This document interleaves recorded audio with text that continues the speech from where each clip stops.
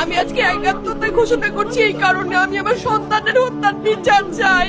আমি বিচার চাই, আমি বিচার চাই। এই বিচার আপনাদের নিশ্চিত করতেই হবে। আমার সব সন্তানের কাছে আমার অনুরোধ, আপনারা আমার সন্তানের হত্যার বিচার করুন। কারণ হাদির শেষ ইচ্ছা ছিল যদি মৃত্যু হয় তবু যেন আমার মৃত্যু বিচার হয়। আমি এই বিচার চাই।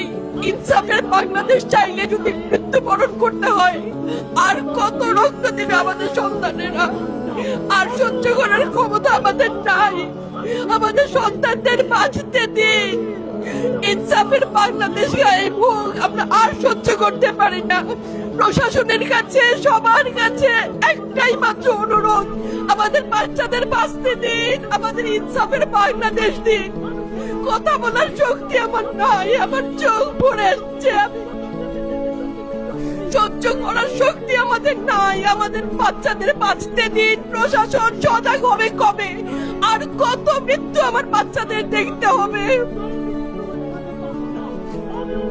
আমি কথা বলতে পারছি না। আপনারা সবাই আমার বাচ্চা হাদির জন্য দোয়া করবেন, আমাদের বাচ্চাদের জন্য দোয়া